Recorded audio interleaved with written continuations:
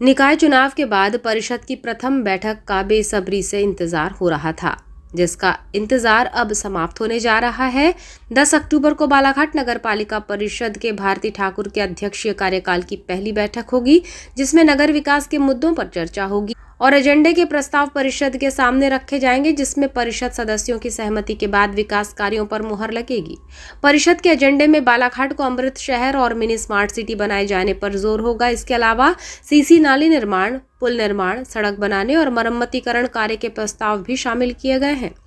नगर पालिका अध्यक्ष के साथ पुलिस विभाग की एक बैठक हुई थी, जिसमें बालाघाट नगर के 23 ऐसे स्थानों को चिन्हित किया गया जहां सुरक्षा की दृष्टि से सीसीटीवी कैमरे लगाए जाने जरूरी हैं। ये प्रस्ताव भी परिषद के एजेंडे में शामिल किया गया है। इसके अलावा रानी अवंतीबाई चौक पर यातायात के दबाव को कम करने के लिए यहाँ ट्रैफिक सिग्नल लगाए जाने और काली पुतली और हनुमान चौक के बंद पड़े ट्रैफिक सिग्नल को प्रारंभ किए जाने के लिए भी प्रस्ताव रखा जाएगा। नगर पालिका के लिए सांस्कृतिक भवन का निर्माण किए जाने को लेकर तैयारियां की जा रही हैं। बालाघाट जिला आदिवासी बाहुल्य जिला है और यहां कान्हा राष्ट्रीय उद्यान में पर्यटकों की संख्या लगातार बढ़ती जा रही है, जबकि सोनेवानी जोन भी प्रसिद्धि पा चुका है।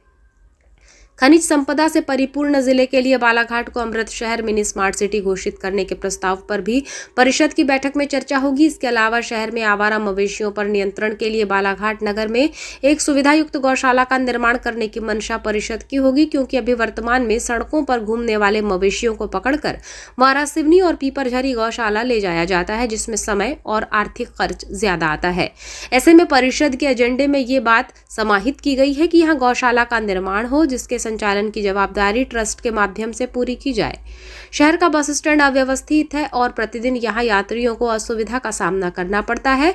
बसें भी बेतरतीब ढंग से खड़ी रहने और यहीं पर धुलाई घिसाई आदि कार्य होने से परेशानी होती है, जिसके लिए नगर पालिका परिषद ने तय किया है कि बस स्टैंड का कायाकल्प करते हुए यहाँ बहुमंजिला यात्री प्रतीक्षालय बनाया जाए, बस स्थानक का निर्माण हो और बसों के खड़े रहने के लिए प्लेटफॉर्म बनाया जाए। इसके अलावा पार्किंग सुविधा हो ताकि यात्रियों को किसी भी प्रकार की दिक्कत ना हो पाए।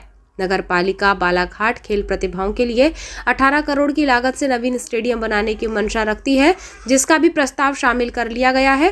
20 लाख की लागत से शहर की सड़कों के गड्ढों का भराव और पुल मरम्मतीकरण किए जाने के प्रस्ताव को भी अनुमोदन के लिए रखा जाएगा। यही नहीं, शहर के उद्यानों के सौंदर्यीकरण के लिए भी प्रस्ताव शामिल है। वैनगंगा नदी के जागपुर घाट, शंकर घाट, आमा घाट, गोंगलई घाट, गंगा घाट, इन घाटों का सौंदर्यीकरण करने के लिए भी तैयारियां हैं, जिसके लिए संस्कृति विभाग मध्य प्रदेश शासन से राशि आवंटित किए जाने की मांग रखी जाएगी।